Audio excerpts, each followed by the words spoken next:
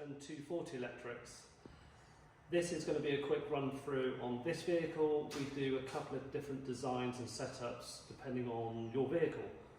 So you'll have to flick through some of the other videos which we'll get round to doing soon. Anyway, starting on here, we've got the 240 hookup plug underneath the bonnet. So you're on a campsite or at home, want to charge your battery, want to keep the levels up, we're going to plug into here and plug into the 16 amp supply at your campsite or wherever you are. This is our inline fuse for the 12 volt split charge system.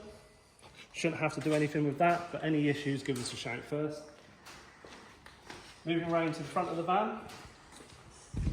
In this vehicle, like a lot of others, we try to use the original fuse block holder, which comes in the vehicle from factory.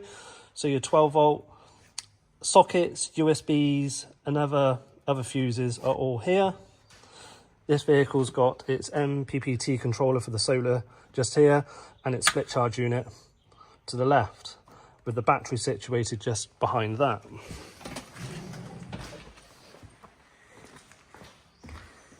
Under the driver's seat, you can just see there the red box, which is the battery charger. So if you were on hookup on your 240 supply, this will kick in and put power over to your leisure battery.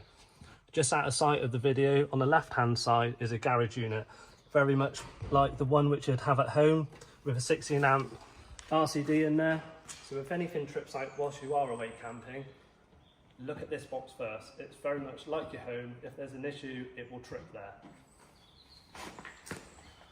In this vehicle, it's got the 240 hookup, so we've got two sockets which are only active when you are on hookup.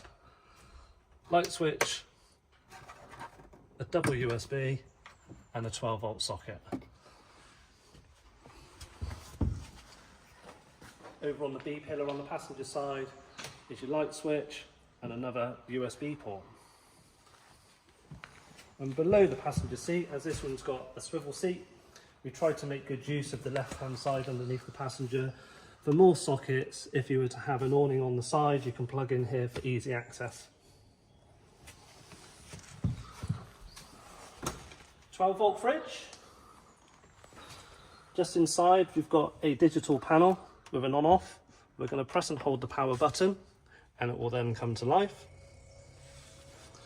The compressor's kicked in.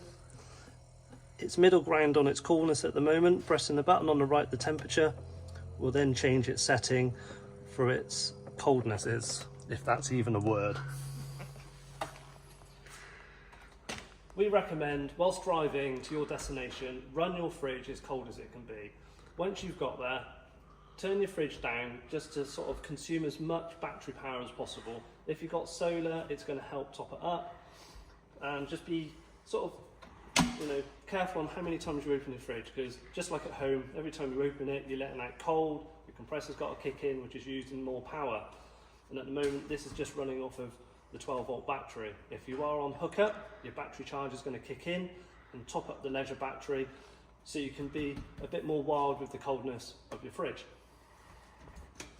Once you're all done, if you want to turn it off because you're not going to use your vehicle for a little while, press and hold the power button until it turns off. Like I said, that's just one version of 12 volt and 240 in a camper van. We do so many different types of vehicle. We try and suit it best towards you and what your setup is. So there's going to be different variations of where batteries are. You may have a inverter.